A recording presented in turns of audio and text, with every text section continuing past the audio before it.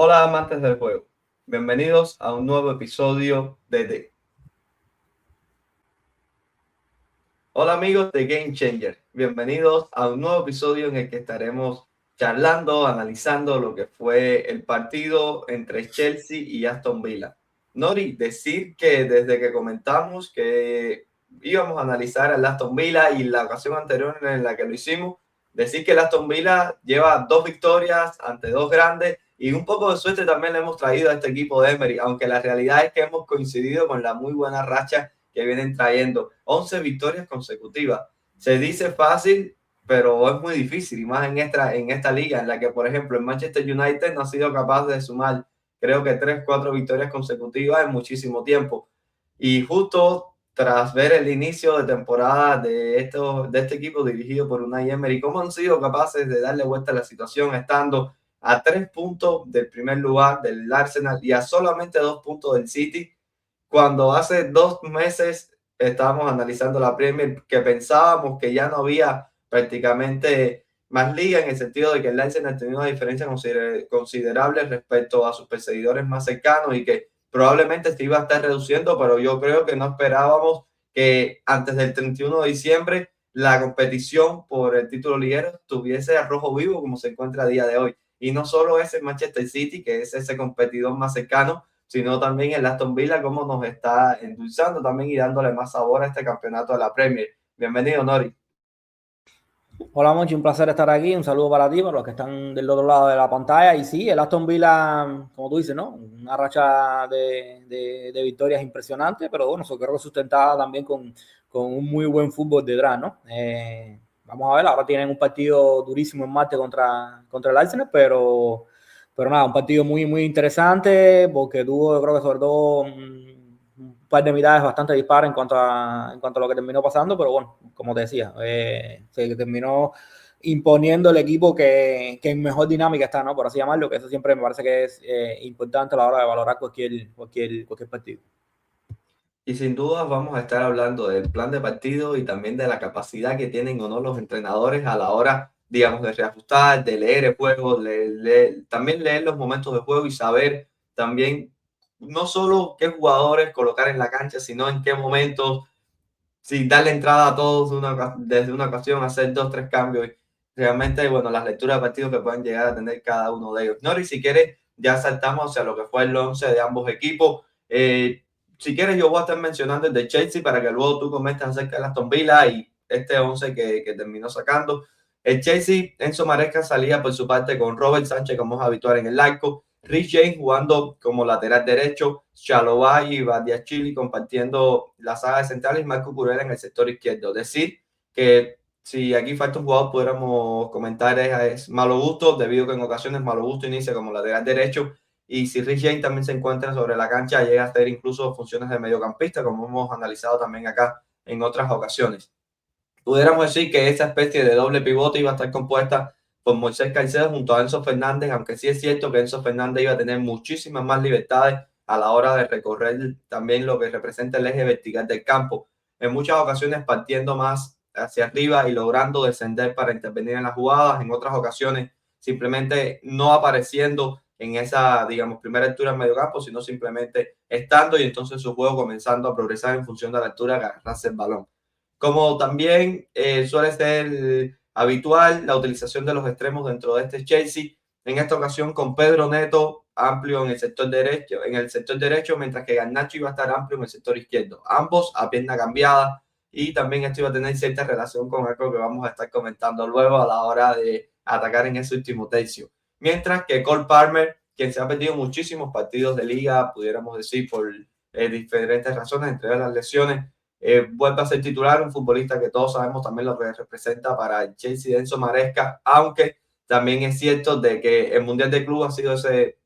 lugar en el que mucho más ha sido capaz, digamos, de intervenir desde el resultado, de intervenir también desde el juego, ya que en otros partidos ligueros no ha logrado, digamos, dar niveles parecidos a lo que fue durante ese Mundial en el que estuvo, sobre todo en esa final, totalmente on fire. Pudiéramos decir hasta cierto punto que quizás Enzo Fernández incluso termina siendo un futbolista más protagonista dentro de este Chelsea que el propio Cole Palmer, en dependencia también, bueno, de las características de cada uno de ellos y sus roles dentro del encuentro. Y por otra parte, un delantero, Nori, que a mí me encanta muchísimo, Joao Pedro. A nivel de cifras, no sé cómo va ahorita dentro del campeonato de la Premier, pero yo siempre es un delantero en el que confío muchísimo, un delantero que me gusta también demasiado, pero que siento que quizás sus cifras pueden terminar explotando y más allá porque es un delantero que juega y que es capaz de jugar como único punta, sobre todo también hacerlo detrás de punta como una especie de segunda punta, de media punta también, porque es un futbolista con esa flexibilidad también a la hora de caer a los costados, a la hora de jugar por detrás de una referencia. Nori, te cedo la palabra. Si quieres comentar algo acerca también de lo que fue este 11 de Chelsea, no dudes en comentarlo. Sí, Monchi, no, el Chelsea, un poco lo que tú decías, ¿no? Al final, ese dibujo de Enzo Maresca que luego se termina transformando muchas veces, aunque en este partido no fue tan así, por así llamarlo. Pero bueno, yo creo que sobre todo las particularidades, bueno, que tú lo mencionabas con los extremos bien abiertos y yo Pedro como punta y con Palmer, es que lo siento que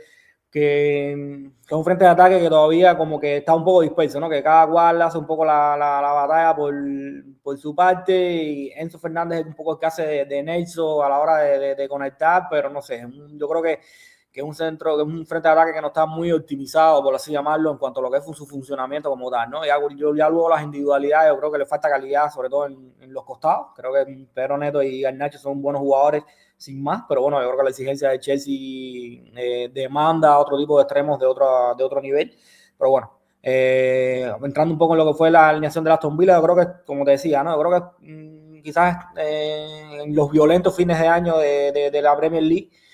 quizás Unai Emery pensó también un poco a la hora de dar rotaciones para tener más piernas, ¿no? En los partidos que se le vienen, ¿no? Ahora tienen jugar martes, después juegan sábado, creo, si la memoria no me falla. Y bueno, y sobre todo el martes es un partido muy exigente contra el Arsenal, ¿no? Y por eso creo que Unai rotó bastante, sobre todo en la doble punta con Morgan Royal y Donny Malen, que no son habituales. La habitual es Oli Watkins, que bueno, que luego terminaría entrando. Emi Buendía también está entrando como revulsivo, no tanto como titular. Yo creo que también su partido también le costó un poco, sobre todo en ese primer tiempo. Bueno, el doble pivote que sí pues son jugadores más habituales, pero bueno, sobre todo faltaba la figura de Onana, ¿no? Porque muchas veces Tielemans juega una especie de media punta dentro de este dibujo, y bueno, ya la defensa un poco más la habitual, ¿no? Por lo menos la que viene jugando en los últimos partidos con Tielemans, Lindelof, Konsa y Mati Cash, ¿no? Pero bueno, yo creo que sobre todo en lo que fue el frente de ataque o el centro del campo hacia adelante hubo varias rotaciones. Yo creo que el equipo le terminó afectando como tal, ¿no? Yo creo que sobre todo el primer tiempo el equipo estuvo un poco confundido a la hora de intentar sobre todo salir del campo de Chelsea. Y Nori, algo que a mí me resulta totalmente llamativo dentro de este Aston Villa y que lógicamente habla bien de sus jugadores, pero también habla muy bien de su técnico, es que el propio Morgan Royal, por ejemplo, es capaz de jugar en esa doble punta, pero también es capaz de hacerlo como es más habitual como extremo izquierdo. Por otra parte, Donny Malen, que está jugando más por estos carriles centrales de su llegada a Aston Villa, pero en algunas ocasiones también ha partido desde afuera. Me viene a la mente el propio Tielemans, cómo dentro del mismo juego es capaz de jugar en el doble pivote con las exigencias particulares que tienen estos futbolistas, sobre todo en el plan defensivo también, y en el plan con balón igual, porque al final, como se activan las zonas y más, termina siendo diferente, y cómo luego dentro del mismo partido es capaz de ir hacia esa, digamos, especie de media punta, por así decirlo, de Oli Watkins y demás. O sea, son futbolistas que al final los van rotando y con las particularidades que al final tiene cada una de estas posiciones dentro del equipo.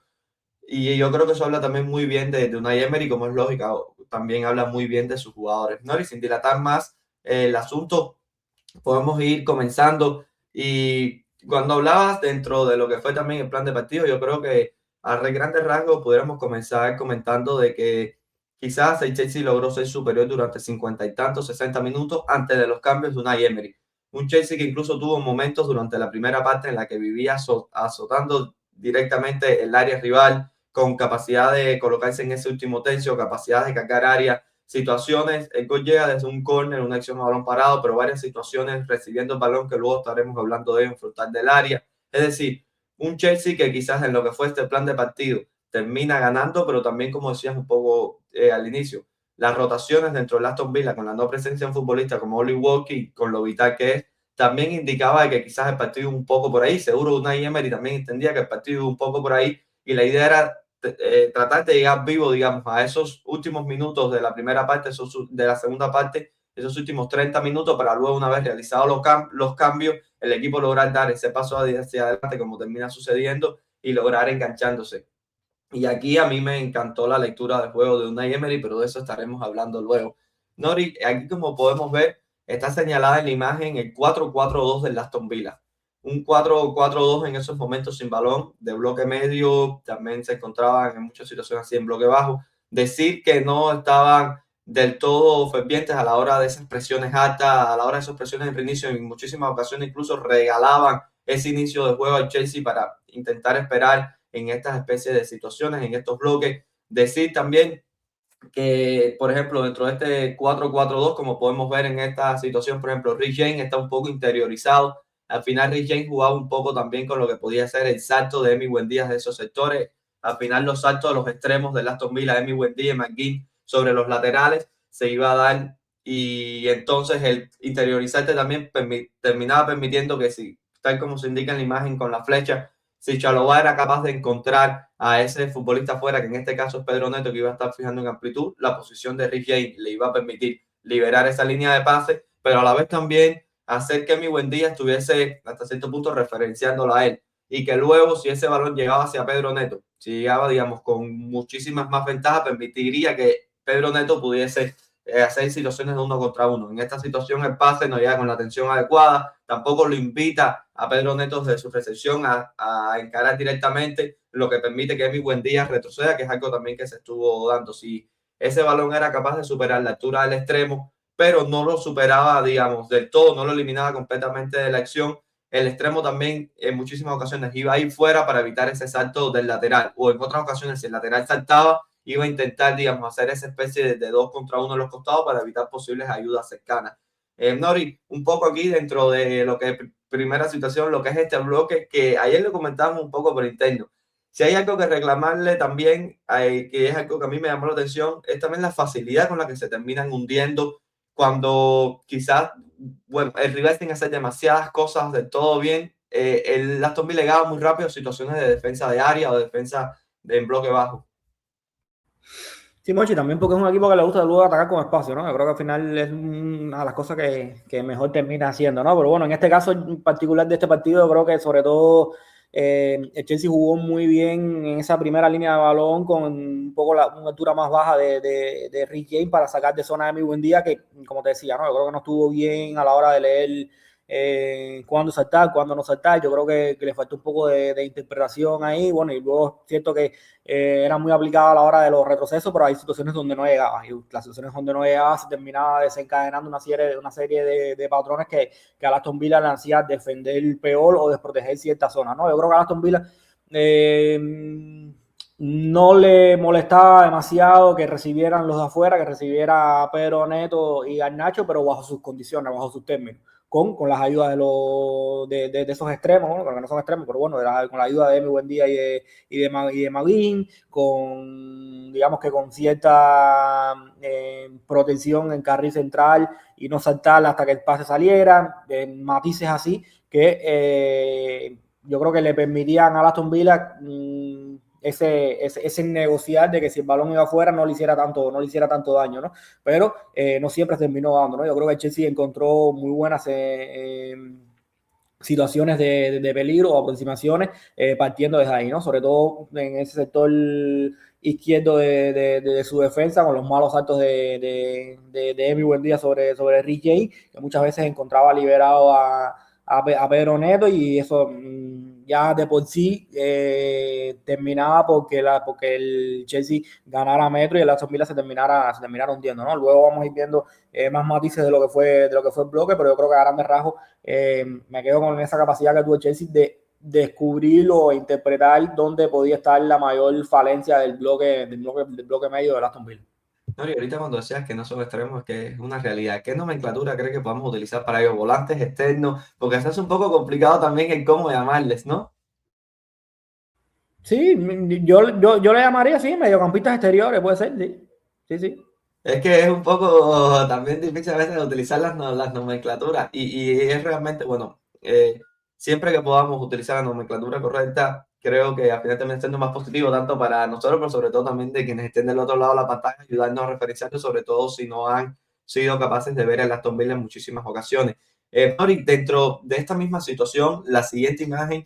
forma parte, bueno, de esta misma acción en la secuencia. Y aquí vemos cómo inmediatamente ya luego ese balón va afuera, que Neto ya luego entonces comienza a conducir. Si vemos como Emi Buendía es capaz desde su posición de no quedar eliminado en esta situación, en muchísimas otras ocasiones, como comentaba, sí era eliminado directamente.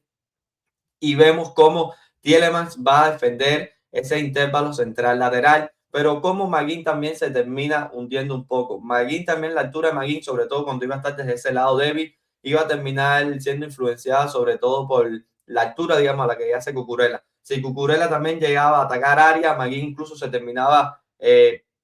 podemos decir, hundiéndose un poco más, incluso por detrás de Mati Cash en algunas ocasiones. Si Cucurella no se llegaba a hundir del todo, McGinn no era que se pusiese directamente dentro de esa línea defensiva, pero tampoco estaba defendiendo una zona, por ende, también en muchas ocasiones esa frontal iba a quedar desprotegida, que luego estaremos hablando directamente de lo que fue la frontal. A mí sí, en este tipo de ocasiones, el Aston Villa me es un poco extrañar porque, como decías, al final las recepciones a Neto y a Nacho no le incomodaban dentro de algunos términos, porque se puede ver también cómo en algunas ocasiones igual, cuando el balón le llegaba a estos extremos, le llegaba con suficiente tiempo y espacio, pero normalmente, por ejemplo, cuando algunos equipos suelen colocar ese quinto elemento en esa última línea, lo realizan en algunas ocasiones para defender lo que es el ancho del campo. En estas ocasiones, yo no sé si el Aston Villa justamente lo que quería era defender ese ancho del campo, aunque yo creo que lo que se terminaba priorizando era otro tipo de ruptura que se pudieran dar una vez estos extremos recibieran por el tipo de características también dentro del plan, o sea, dentro del modelo de juego de Chelsea. Pero lo cierto es que pese a colocar ese quinto elemento, pese a hundirse y demás, fue un equipo que no estuvo del todo bien en este tipo de situaciones y ya bueno, próximamente estaremos hablando directamente de lo que es la frontal del área. Pero un poco, Nori, un poco a modo de resumen, ¿qué terminaba desencadenando este tipo de situaciones ya cuando el Chelsea era capaz de hundir, digamos, al Aston Villa y era capaz de colocarse en este último tercio? Sí, Monchi, primero que nada, yo creo que el Aston Villa es un equipo que quizás le falte cierta contundencia cuando se hunde. Yo creo que de la defensa del área, no sé si por un tema individual, no sé si es un tema colectivo, pero creo que le falta cierta contundencia a la hora de defender el área. También porque creo que también tienen el chip ese de casi siempre estar pensando en cómo salir contra Opo. Yo creo que eso es algo innegociable para ellos. Pero bueno, yo creo que sobre todo en este partido, como te decía, para ellos no era tan mal negocio que el Chelsea encontrara jugadores fuera, porque sobre todo se dieron muchos contextos de centros laterales, sobre todo de defensa del área de esos centros laterales, pero yo creo, como te decía, que hubo ciertos desajustes a la hora de defender los costados, sobre todo por ese sector izquierdo de la defensa del Aston Villa, por eso que tú comentabas, ¿no? Porque muchas veces Emi Buendía hacía el esfuerzo correcto, pero llegaba un pelín tarde, ya Marcen había saltado, ya se empezaban a dar esos reajustes que se dan ellos normalmente de un pivote del lado fuerte cayendo a intervalo, a proteger el intervalo, luego y ese jugador que va a ese pivote de medio centro que va a intervalo es un medio centro que luego no tienes para proteger la frontal, que bueno, que luego lo vamos a estar viendo, o si quieres poniéndolo como tú quieras, y nada, y como te decía, entonces me parece que al final el equipo tuvo ciertas digamos que dificultades a la hora de defender cuando se terminaban hundiendo, ¿no? Pero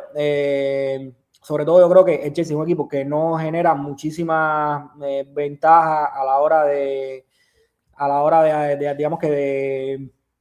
de cargar el área. Es un equipo que, como te decía, me cuesta un poco ver cómo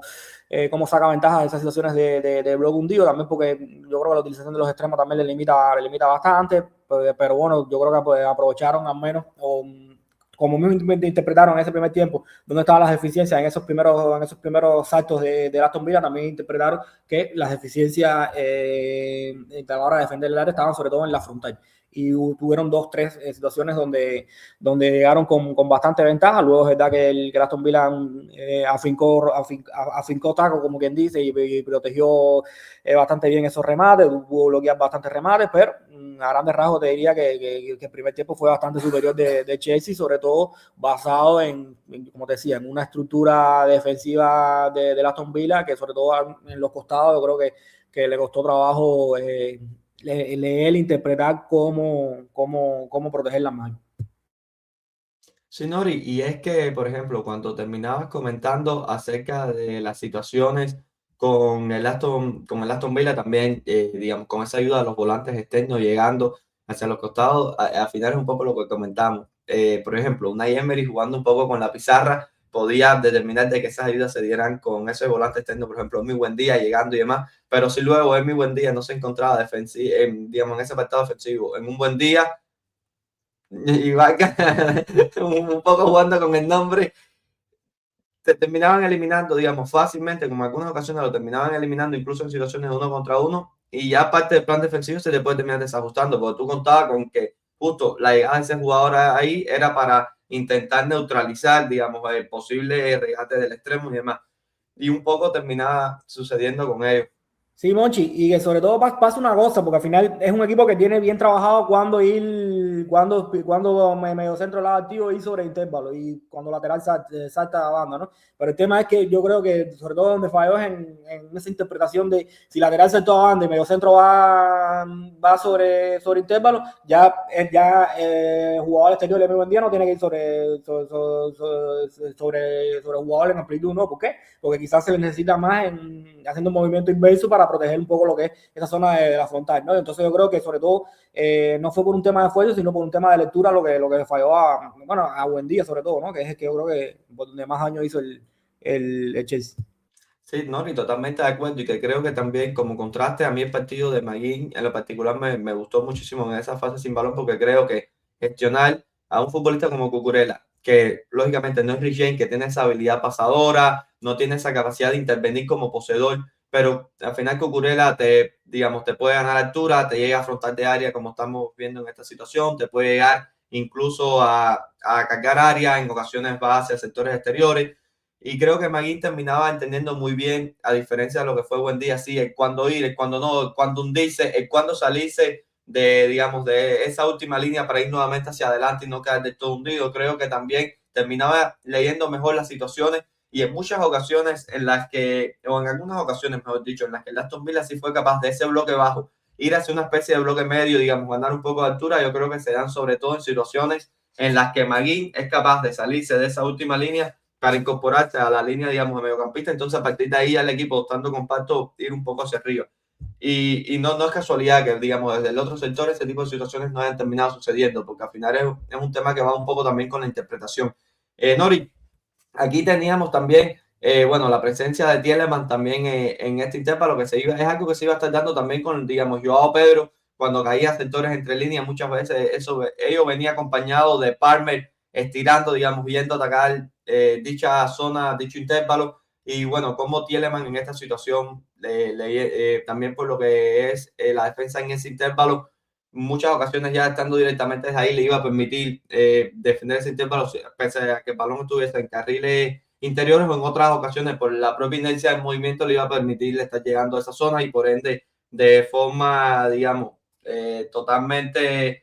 que se iba a estar desencadenando, le iba a permitir estar llegando a esas zonas a las cuales Enzo Palmer iba a estar apareciendo, sobre todo tras las activaciones entre líneas de Joao Pedro. Por otra parte, Nori, aquí comentabas acerca de lo que fue la frontal del área, y en esta situación, por ejemplo, se ve, si se fijan, en pequeño está señalado cámara dentro del área, digamos, prácticamente hundido a la misma altura de la línea defensiva. Tielemans también en dicha zona. McGinn un poco también gestionando lo que era la figura de Cucurella, pero en esta situación Garnacho recibe, comienza, digamos, una especie de conducción, una especie, podemos decir, de conducción, intentando fijar también a lo que en este caso es Mati Cash, que es el lateral rival, y cómo llega Enzo Fernández, creo que está en esta situación con la frontal totalmente protegida, que ya luego es cierto lo que decías, la fincar tacos y demás, para lograr defender sobre todo esas zonas cercanas al arco,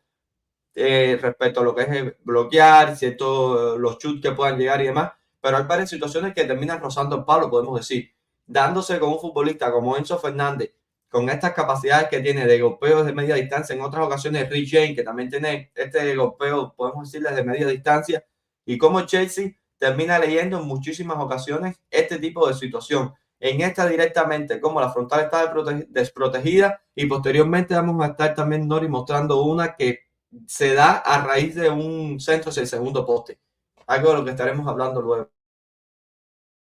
Sí, Monchi, sobre todo porque ya te digo, yo creo que el Aston Villa, bueno, también hay que decir que la figura de Onana es fundamental también en este tipo de situaciones, ¿no? No tanto por lectura, sino por piernas. Un jugador que abarca muchísimo terreno y puede llegar a varias zonas a la vez, ¿no? Pero sí, como te decía, creo que al final la defensa del área del Aston Villa a mí no me termina de convencer del todo, ya sea por contundencia o por situaciones como esta que vimos a continuación, ¿no? Al final, es lo que tú dices, al final no fue una vez, no fue una jugada aislada que se hizo mal, fueron 3-4 veces donde el Chelsea se encontró en situaciones muy favorables desde la frontal del área, ¿no? Y como te decía, creo que al final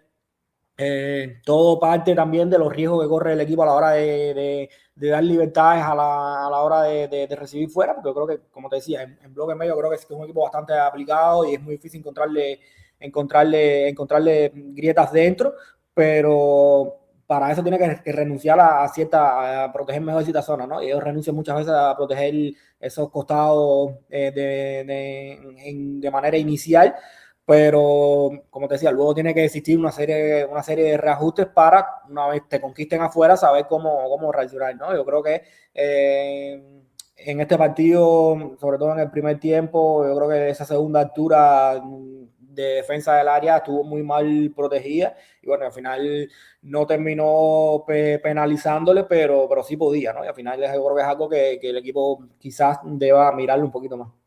Nori, y aquí en esto, en lo que comentabas, por ejemplo, esto es una situación que se da tras una transición, o sea, una transición ofensiva de Chelsea, es decir, el Aston Villa intenta salir, ya luego también estaremos hablando de ello. El Chelsea es capaz de recuperar la bola y Caicedo inmediatamente recibe, sabe que su extremo, que está fijando en amplitud y demás, va a estar amplio fuera con tiempo y espacio debido también a cómo terminaba gestionando el Aston Villa esos saltos fuera y los tiempos le terminaba regalando a los extremos oponentes. Vemos cómo Garnacho recibe entonces en esa situación ya esquemática salta, Maguín cómo se va a terminar hundiendo también para intentar defender el área, cómo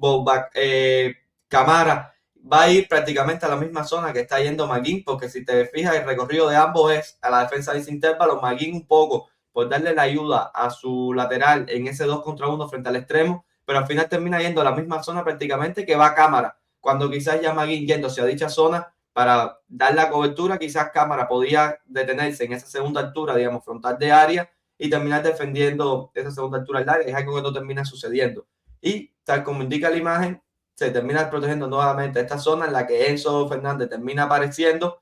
y luego son capaces de prolongar una acción en la que Enzo Fernández recibe, pero luego no solo es que recibe, es que es capaz de encontrar a Rich James y Rich James es capaz de encontrar a Pedro Neto y ya luego creo que la situación termina en un centro lateral. Es decir, que incluso terminan dando 3-4 toques en frontal del área sin el Aston Villa ser capaz de recuperar la acción y demás. Que esto habla a las claras cuando sucede también de que cierto espacio tenían los jugadores de Chelsea una vez recibiera, que también indica que la acumulación de jugadores en esa última línea quizás terminaban bloqueando,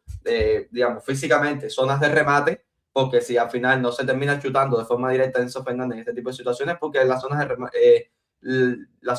estaban bloqueadas. Pero también indica cómo el Chelsea fue capaz de conquistar constantemente esas alturas, Nori. ¿Quieres comentar algo acerca de esta situación o vamos? Sí, no sé si Mochi, te decía, al final un poco también hay que jugar con las capacidades de los rivales, ¿no? Al final, yo creo que en esas situaciones de alto estrés, al final Tanto Maguín como Camara quieren ir a dar la ayuda, pero bueno, hay que ser yo creo un poco más cerebral a la hora de entender que quizás con uno basta, ¿no? Quizás el lateral se está enfrentando a Garnacho, no se está enfrentando a Vinicius, no se está enfrentando a Mbappé, no se está enfrentando a Neymar, entonces quizás con uno ya alcance, ¿no? Con una ayuda así nada más alcance, ¿no? Entonces yo creo que, como te decía, a Aston Villa le faltó lectura en ese tipo de situaciones, pues como también le faltó al Chelsea, porque en teoría estas 3, 4, 5 situaciones que se dieron de total libertad en la frontal, ninguna le quedó a Cole Palmer, que al final es un jugador que probablemente que dentro de la Premier, probablemente dentro del fútbol mundial, que más daño te puede hacer si recibe liberado en la frontal, ¿no? Entonces, al final yo creo que hay un poco también de incoherencia a la hora de ejecutar los planes basados en los quienes, ¿no? Porque eso me parece que es lo fundamental. Yo creo que Palmer está muy infrautilizado en este Chelsea y de hecho yo creo que a nivel de confianza también está mal. Está mal porque creo que él mismo se entiende que el equipo no lo está utilizando de todo bien. Y es que cuando poníamos al inicio también, Dori, situaciones en las que directamente con la presencia digamos, de Joao Pedro viendo esos sectores entre línea, como Palmer tenía que ir a atacar el intervalo. Cuando quizás llegando Joao Pedro a esos sectores entre líneas, si es capaz de activar a Palmer de cara para que haga esa pequeña conducción acercándose a afrontar y sea capaz de buscar el chut, termine generando muchísimo más daño que no rompiendo el intervalo simplemente para liberarle un espacio a Joao Pedro para que después no fuese capaz de encontrar a nadie. Y es lo que decía, increíble cómo se dan, incluso me atrevería a decir, 6, 7 situaciones con el Chelsea, controlando el balón en la frontal y que ninguna le haya quedado a él cuando junto a Enzo Fernández sean los de mejor golpeo en esos sectores. Habla un poco también de cómo Enzo Maresca sí no fue capaz, yo creo, de encontrarle hasta cierto punto después con los cambios de Aston Villa y demás, la vuelta de rosca a los andares del partido, pero como también al final, y es algo que hemos comentado en otras ocasiones, cómo los equipos se enfocan en generar ciertas ventajas y una vez se genera ello, ya, como que el trabajo está hecho. No, hay que ver realmente de esas superioridades, qué tipo de ventajas reales se están generando o no. Y quizás, como decía, si la frontal está quedando desprotegida, que sea otro jugador entonces el que va a cargar áreas para que Cole no tenga que ir a cargar el área y sea el jugador que termine recibiendo esos balones que en muchas ocasiones también se iban a dar Nori tras un centro lateral, tras un centro del segundo poste. Por ejemplo, en esta situación es una situación que sea un centro del segundo poste y aquí podemos ver nuevamente McGinn un poco en la cobertura ante el balón que, bueno, tenía previamente Garnacho, que creo que termina encontrando, no sé si directamente esta situación ya va con un centro de Garnacho en el segundo posto, si Garnacho es capaz de encontrar a Cucurella, que creo por el movimiento del cuerpo es el que envía el balón hacia el segundo poste, pero es una situación que se iba a estar dando también de forma habitual, esos envíos hacia el segundo poste. Cámara, nuevamente podemos decir, entre Konsa y Cash. Tielemans sí en esta situación queda un poco más a priori en lo que es la protección de la frontal, pero es prácticamente un solo jugador, porque si vemos desde el otro sector, Buendía está totalmente hundido por detrás de Marcen, es decir, 1, 2, 3, 4, 5, 6, 7 jugadores, incluso con la presencia de los dos volantes ofensivos, más un pivote, prácticamente en lo que es altura de esa línea defensiva y únicamente Tielemans para proteger la frontal del área ante 2 o 3 jugadores de Chelsea. En esta situación, el balón va nuevamente hacia el segundo poste, que luego los jugadores de Aston Villa también en esos duelos aéreos y demás no eran capaces de directamente despejar los balones, sino que muchas veces se iba a estar generando una segunda bola que el Chelsea iba a estar recogiendo en esta situación, como es lógico, con Reece James recogiendo el balón en la frontal y nuevamente chutando. Muchas situaciones realmente no se dan gol desde ahí, pero muchas situaciones terminan rozando el poste. Acá, como vemos, Nori, Cole Palmer atacando área, yendo al balón aéreo a buscar ese centro. Un poco lo que venías comentando. Sí, que ya te digo que no está mal, porque al final dentro de un partido y dentro de un equipo todo el mundo tiene que hacer lo que le pide la jugada en cada acción, ¿no? Pero tú tienes que tratar de diseñar un plan donde favorezcan las características de tus jugadores, ¿no? Y si te pasan, vemos el Chelsea, que pasan 3, 4 partidos donde Cole Palmer, en teoría, jugando de media punta, no es capaz de recibir en la frontal, algo está fallando dentro del plan, ¿no? Yo creo que al menos tienes que plantearte eso, ¿no? Que al final tu plan para que Goldpan me juegue media punta no me está funcionando. Me estará generando otras cosas positivas al equipo, como en este caso, ¿no? Pero lo que quizás lo ideal, lo último, no está funcionando, ¿no? Como te decía, el Chelsea yo creo que hizo bastante cosas bien en ese primer tiempo. Yo creo que aquí se juntaron dos cosas de ella, ¿no? Que es conquistar la amplitud y generar situaciones de atacar el segundo palo. Que bueno, que también se está atacando el segundo palo con Pedro Neto y con Garnacho, que tampoco son los más adecuados para atacar el segundo palo, pero bueno, son situaciones que digamos que sobre el papel generaban ventaja, y también el tema de la frontal, ¿no? Que por X por Y lograban digamos que liberar la frontal en varias ocasiones, ¿no? Creo que Chelsea lo hizo bien, pero quizás la rentabilidad es baja en parte por los quienes, ¿no? Por los quienes están ejecutando cada acción que se iba dando ventajosa, ¿no? Entonces, como quiera que sea, como te decía, está bien generar esas ventajas, pero está bien también generar esas ventajas para los jugadores que yo quiero que me generen esas ventajas, ¿no? O que al menos en alguna ocasión estén ahí esos jugadores, ¿no? No que siempre se den una y otra vez las mismas situaciones y que sí, que son muy buenas, son ventajosas, pero no, quizás no son con los jugadores más adecuados, por así llamarlo. Nori, también, bueno, ya comentar dentro de otra digamos, faceta de juego, lo que fue también la presencia de Enzo Fernández, que contaba con libertades, como decíamos al inicio, en muchas ocasiones partía, digamos, más alto en esa segunda altura en medio campo, o tercera altura en ocasiones, pero como terminaba interviniendo también en muchas ocasiones en esa primera altura, las ocasiones en las que el Aston Villa tenía la intención, digamos, de ir a presionar alto, se terminaba dando por momentos esta especie de rombo en 4-4-2 con Camara yendo sobre Caicedo y Tielemans un poco más por detrás, como indica en esta imagen. Ello generaba aquí, si pueden ver, la propia figura del rombo termina generando que a los costados de ese jugador en la punta alta del rombo se pueda generar una especie de 2 contra 1. Porque al final McGinn parte interiorizado, buen día está interiorizado, pero en esta zona más hacia abajo, el sector izquierdo no se ve en pantalla, pero está Cucurella. Y un poco el que terminaba gestionando esos saltos sobre Cucurella, al final era McGinn por ese lado y sobre Rich James por el otro costado iba a ser Emi Buendía. Por lo tanto, la aparición de Enzo Fernández en este tipo de situaciones suele estar más vinculada también a la posible línea de pase que sea capaz de tapar digamos, el delantero que no está realizando la trayectoria sobre central o sobre portero, es decir, digamos, el delantero en este caso sería Rogers, debería ser el capaz de tapar esa línea de pase, pero luego, ¿qué sucede? Si entre centrales y porteros van moviendo el balón, al final uno también como jugador de esa primera línea, por la intención de no llegar del todo tarde o de no tener que correr más metros y demás, el jugador termina tratando de, digamos, de ganar ciertos métricos antes incluso de que el balón esté viajando hacia su defensor, algo que provoca en algunas ocasiones de que, bueno, se termine liberalizando un poco más esa distancia entre los dos puntas, o en esta ocasión entre punta y media punta, entre Roger y Cámara, y por ende de que se cree esa línea de pase para Enzo Fernández, que luego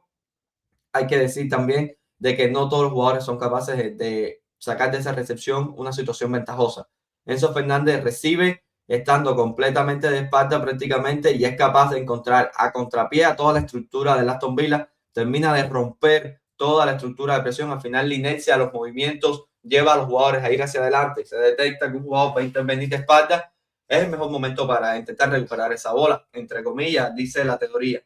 Pero Enzo Fernández, y sobre todo esas situaciones que el balón le llega para él armar el pie y cambiar de sector desde el centro hacia la derecha suya, se dan también un poco con la trayectoria, digamos, de su movimiento del cuerpo, la trayectoria del balón y demás, se le quedan bastante favorables porque pueden contar el golpeo con su pierna más hábil. ¿Y qué termina sucediendo? Rich James no termina hundiéndose, sino que manteniendo esa altura ya era capaz de a contrapié terminar tomando a Emi Buendía, lo terminan eliminando. Rich James es capaz de conectar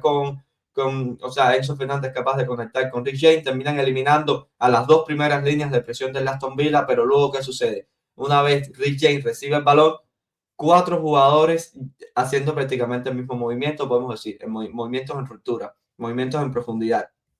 Palmer, quien en esta situación se ve acá como está desbocándose y yendo también a romper sobre última línea. Quizás podía terminar siendo él o el extremo cercano por aquel sector que creo que es, sí, que es Pedro Neto, quizás alguno de ellos al final le podría terminar dando un apoyo, o si ya Palmer está rompiendo sobre esa ruptura, que Joao Pedro entonces pueda venir un poco antes, también jugar con un poco lo que el equipo pueda terminar deseando, porque en función también del jugador que sea, que se quede, digamos, a ese soporte, a ese movimiento que ya no va a tener ruptura, sino un poco más cercano a lo que es el poseedor, se van a terminar generando diferentes tipos de situaciones, si es que se queda el jugador externo, si es el más cercano poseedor, si es el segundo, para que entonces el cercano libere con su movimiento. Se van a terminar dando diferentes tipos de situaciones, y creo que ayer también Jaime lo comentaba, Nori, en un tuit contigo, y es algo también extremadamente interesante. La conducción de ese jugador, de ese poseedor. Si esa conducción se va a dar también sobre el mismo carril, si se da un poco cruzando para hacer cambiar un poco los ejes de esos defensores, y entonces que ya el movimiento con Palmer no sea directamente, digamos, yendo en ruptura, sino ya también puede hacer un poco más diagonal, yendo hacia afuera, entonces tomar un poco al defensor no, sin saber referenciar balón y poseedor, porque ya va a quedar fijado por poseedor, entonces terminar liberalizándolo. O sea, se pueden desencadenar muchísimos tipos de situaciones, pero lo cierto es que el Chelsea perdió una situación en la que tenían campo para correr por prácticamente no lograr transformar, entre comillas, esta ventaja en una ventaja real dentro del juego.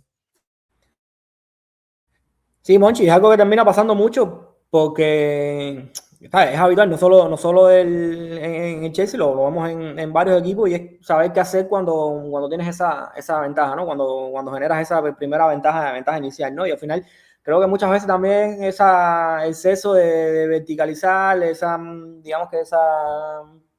ese querer hacer daño en uno o dos pasos, yo creo que termina muchas veces facilitándole las cosas al equipo que está defendiendo, ¿no? Y en este caso me parece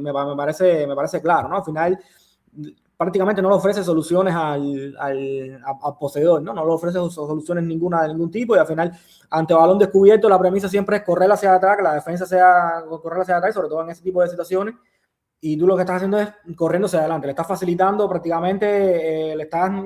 haciendo lo que ellos quieren, lo que estás yendo al sitio donde ellos van a estar yendo. Es decir, que como quiera que sea, quizás no exista tiempo y espacio para tú generar otras cosas, pero yo, como te decía, hay miles de soluciones a la hora de tratar digamos, de generar otro tipo de ventajas, ¿no? Tratar de al menos generarle un poco más de estrés a lo que es la última línea. Entonces, pues,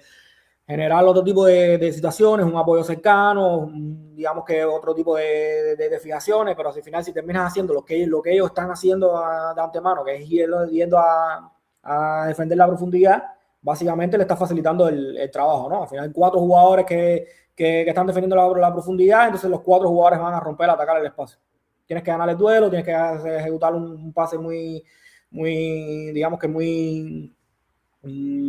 exacto, muy preciso, pero son situaciones que, como te decía, que se dan constantemente en el fútbol, sobre todo en la Premier, ¿no? Que me parece que encontraste una ventaja entre líneas y ahí va todo el mundo a romper, todo el mundo va a ver si ya con un solo pase generamos la acción que termine en una situación de gol. Que ya te digo, a lo mejor está bien, puede que esté bien, pero personalmente creo que hay otras vías. Por eso es que a mí, te lo he dicho otras veces, ¿no? Yo no me obsesiono demasiado con las ventajas, porque creo que eso te genera estrés. Te genera estrés a la hora de cómo resolver luego que encontraste esa ventaja, ¿no? Porque al final encontrar ventajas es complicado. Encontrar ventajas es complicado, y sobre todo para estos equipos que muchas veces terminan jugando a encontrar ventajas. Y al final, como cuando encuentras esa ventaja, quizás tu mentalidad está diciendo no puedo desaprovecharla porque me costó tanto trabajo encontrarla que no puedo desaprovecharla. Tengo que buscar la manera de aprovecharla. Soy consciente también de que una ventaja está, pero a los pocos milésimas de segundo ya no está. Entonces ese estrés yo creo que al final termina precipitando muchas veces al colectivo, y precipitando también muchas veces a los individuos, ¿no? Al poseedor, a jugadores que rompen al espacio. Y por eso, ¿sabes? Por eso es que este tipo de equipo que se obsesiona demasiado con este tipo de situación y con ventajas como tal, no me terminan de llenar del todo, ¿no? Que luego muchos terminan haciéndolo muy bien y terminan basándose su modelo de juego ganador en eso, perfecto. Pero a mí prefiero yo esa otra corriente de equipo, que sea el juego mismo el que te genere esa ventaja, ¿no? Que las ventajas aparezcan y no la estés buscando constantemente. Ya luego vamos a ver cuáles son, qué otro tipo de ventajas se me dan, cuándo me van a aparecer, pero no estoy constantemente buscándola porque en mi propio juego es el que me la va a generar. Yo no tengo que generarla. Entonces, una reflexión un poco amplia aquí sobre esta jugada puntual, pero te lo comenté por interno que me parece bastante llamativo porque es que algo que ocurre constantemente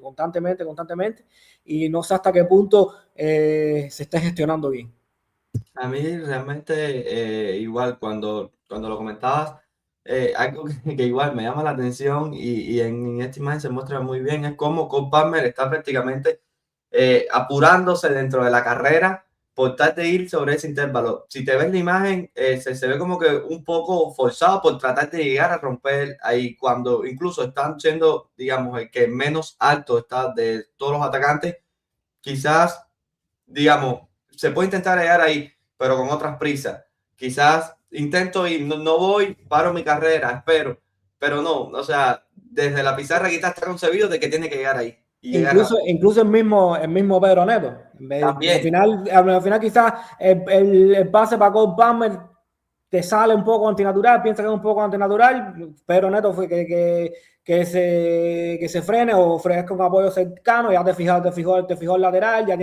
ya desintegraste la última línea completamente, ya le generaste otro tipo de interrogantes a lo que es la defensa como tal, ¿no? Pero al final, si se va todo el mundo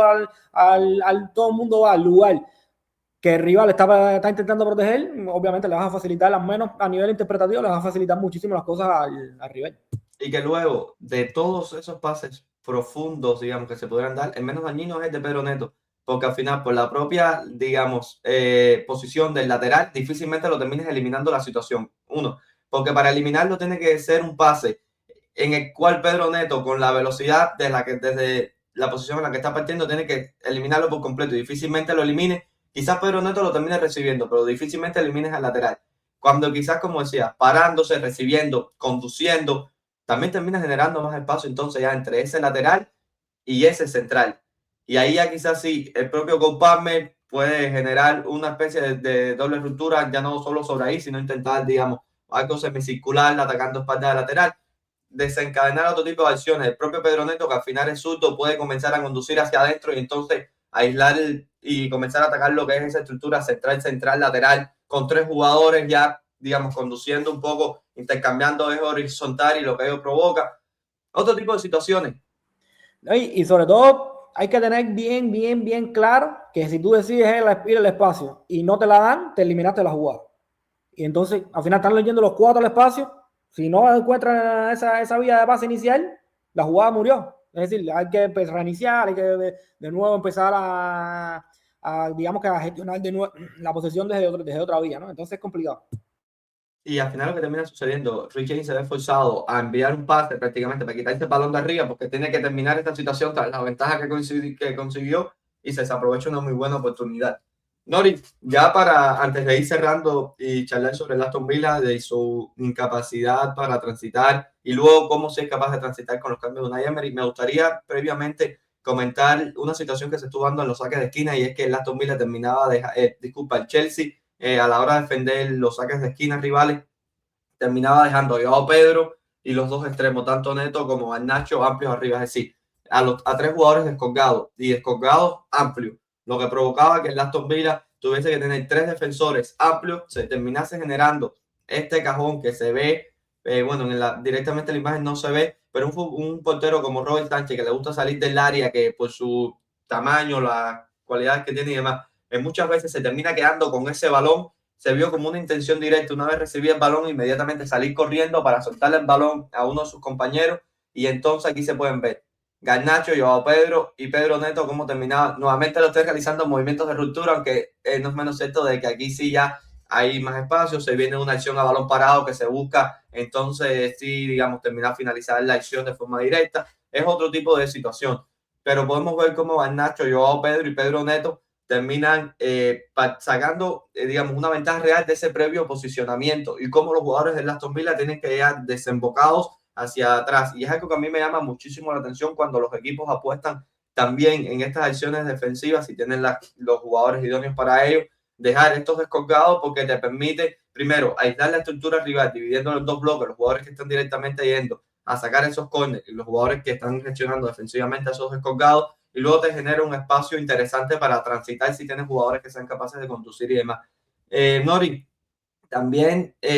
hablábamos de la incapacidad que tuvo el Aston Villa para transitar, sobre todo durante la primera parte, con la presencia, digamos, de Malen y Roger siendo esa especie de punta media punta y los volantes exteriores siendo Emi Buendía y McGinn. El Chelsea estuvo muy bien en ese pressing tras pérdida, sobre todo cuando el balón se perdía en media cancha rival o directamente en último tercio. El Aston Villa, en esta situación, por ejemplo, se da un despeje con Konsa y, por ejemplo, Rogers pierde el balón inmediatamente. No tenía apoyos para lograr descargar. Luego tampoco, yo creo que es un futbolista muy creativo, incluso en esta situación en la que recibe espalda, pero recibiendo el balón, digamos, raso, yendo a otro tipo de situaciones, ya no directamente tener que bajar la bola, hacerse con la bola, encontrar otro tipo de relaciones. Al final es un poco más de oficio de delantero centro, como puede llegar a ser Oli Walking. Pero sobre todo durante esa primera parte y hasta cercano al minuto 60 se vio un Aston Villa que, pese a que se hundía con la intención de correr, no fue capaz de correr como hubiese deseado. Mientras que también, hablando de la lectura de Unai Emery, su lectura del juego, los cambios llegan al partido, Nori, de una forma bestial. En menos de 10 minutos son capaces de empatar el juego y luego Oli Walking es capaz de, firmando ese doblete, de darle vuelta al resultado. Pero entra bien Oli Walking, entra bien Onana, entra bien Jadon Sancho, y creo que acá ya tenemos también las situaciones con los cambios. Por ejemplo, como en esta situación recibe Jadon Sancho, como Jadon Sancho luego es capaz con ese toque sutil de encontrar a un compañero dentro. Ya luego que se encuentra ese compañero dentro, que creo que es Tielemans, quien con los cambios comienza a estar a una altura superior, jugando media punta, y a otro tipo también de contexto se le iban a estar brindando. Encuentra a Oli Walking, y ya como Oli Walking luego es capaz de encontrar en esta situación no solo lo que hace chutando, sino también cómo es capaz de encontrar a cámara que se queda en una situación de mano a mano con Robert Sánchez, que Robert Sánchez es capaz de atajar, pero como si por primera vez durante todo el partido el Aston Villa fue capaz de transitar cuando llegaron a la cancha Oli Walking, sobre todo por todo lo que representa para su equipo a nivel de juego, y también un futbolista como Jadon Sancho. Disculpa que hablé muchísimo sobre diferentes cosas, siéntete libre ya para despedir el programa de comentar sobre todo esto. Sí, Mochi, no, sobre todo porque se dieron situaciones muy interesantes, ¿no? Tú comentabas anteriormente en la primera imagen la incapacidad que tuvo la doble punta con Donny Malen y Roger también. ¿Por qué? Porque Chelsea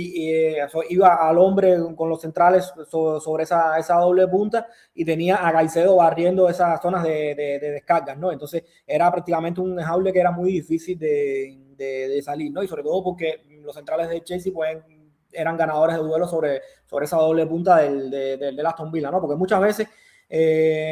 quizás para esa descarga o esa, digamos que esa utilidad de la doble punta del Aston Villa o de los puntas del Aston Villa, de esos jugadores alejados para salir de la presión y salir en transiciones, muchas veces es más importante lo que tú termines haciendo antes de recibir que lo que termines haciendo luego que recibas, ¿no? Y en eso Oli Walking es buenísimo, y tanto Donny Malen como Roger no sienten ese juego, no sienten esa manera de ver el fútbol de esa manera, ¿no? También importante que Unai corrigió con la figura también de un poco de Tielemans, ¿no? ¿Por qué? Porque al final como en el primer tiempo los centrales de Chelsea iban sobre la doble punta del Aston Villa, hombre a hombre. Mira, en esta imagen se ve clarito, ya tener a Tielemans descendiendo, ya hacía que el central se saliera demasiado de zonas, ¿no? Y aparte de eso, tener a Oli Walking generando siempre esa incertidumbre sobre los centrales, generando digamos que ese estrés también de defenderlo,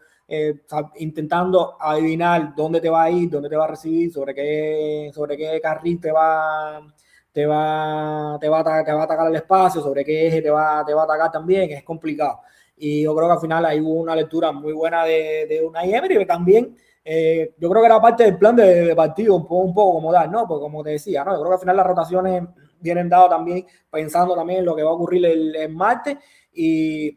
bueno, y al final yo creo que se aguantaron bien esos 50, 60 minutos iniciales, o bien entre comillas, pero bueno, al final se aguantó con el marcador cerca y una vez entraron, digamos que los más habituales, un equipo más reconocible, el equipo yo creo que empezó a jugar muy, muy bien y la victoria hasta cierto punto se puede decir que es merecida, teniendo en cuenta que el segundo tiempo fueron muy, muy superiores, ¿no? Pero me quedo sobre todo con la figura de Oli Watkins, no solo porque termina marcando los 2 goles,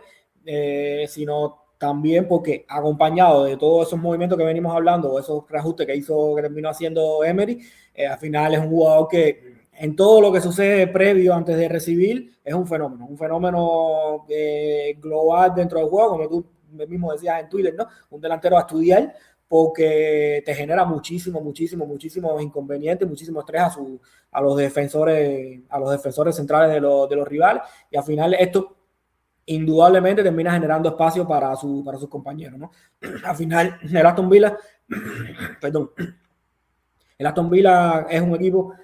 muchísimo menos eficaz con Oli Watkins que sin Oli Watkins. Incluso un Oli Watkins que esta temporada no ha estado bien, porque es en realidad, comparado con temporadas anteriores, no ha estado bien, pero es un jugador que te aporta muchísimo dentro del juego y a nivel, digamos, que estructural dentro de esta Aston Villa. Y yo creo que al final es un partido bastante paradigmático para demostrar la importancia del jugador cuando está y la importancia del jugador también cuando no está, ¿no? Que me parece que fue lo que vimos en este primer tiempo. Gerardo, comentabas en tu cuenta de Twitter que partidos como estos justo nos venían llegaban para mostrar lo tan importante que son futbolistas como un futbolista como Oli Watkins, por ejemplo, que justo se refleja o se potencia muchísimo más este tipo de situaciones, se hacen muchísimo más visibles cuando no están dentro del juego y su equipo es capaz de hacer o generar situaciones que normalmente con su mera presencia se generan de forma rutinaria. Situaciones que damos por hecho dentro de este Aston Villa y como si en la presencia de, digamos, un futbolista como Molly Walking no fue un Aston Villa profundo por esos carriles interiores, no fue un Aston Villa en el que sus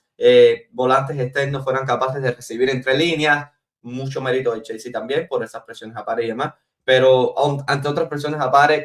lo han hecho. Entonces, habla de cómo también todo lo que hace bien Oli Watkins, bueno, y en general este equipo de Aston Villa. Nori, yo por mi parte, despedirme de quienes estén del otro lado de la pantalla, cercanos a 1 hora, se disfruta muchísimo y más cuando son partidos como estos. Felicitar a Unai Emery y su Aston Villa por el gran trabajo que están haciendo. Partido se viene de cruce directo frente al Arsenal. Partido si el Aston Villa es capaz de ganar,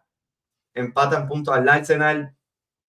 se pone la Premier a rojo vivo, ya está rojo vivo, se pone incluso más a rojo vivo. Si el Arsenal es capaz de ganar, creo que un golpe sobre la mesa para seguir con esta candidatura, pero de forma más asentada, podemos decir. Y un City que se va a sentar en el sofá a mirar con palomitas, porque cualquier resultado le termina conveniendo, podemos decir. Al final, una victoria, cualquiera de los dos, lo termina liberalizando ahí un poco más, siempre y cuando también gane. Y un empate igual los termina beneficiando. Así que los de Pep Guardiola van a ser, entre comillas, quienes van a tener la semana más tranquila, entre comillas, respecto a este encuentro. Nori, te cedo la palabra para ir despidiéndonos de quienes estén del otro lado de la pantalla. No, Monchi, un placer haber estado aquí, sobre todo porque no solo fue un gran partido, sino también es un equipo, sobre todo la Aston Villa, que disfruto muchísimo, ¿no? Disfruto muchísimo analizar porque tiene jugadores que me gustan mucho, que me aportan mucho valor a la hora de entender mejor el juego y porque Unai Emery también es un entrenador que lleva años diseñando una manera de jugar bastante parecida por así llamarlo, y que le sigue siendo muy funcional y muy eficaz, ¿no? Que no siempre es fácil, ¿no? No siempre es fácil mantener tu idea, o al menos la matriz de tu idea durante mucho tiempo y que te siga funcionando tan bien como le funciona a una Emery, ¿no? Así que nada, un placer haber estado aquí contigo como siempre, pero bueno, un placer doble por el partido que nos tocó también.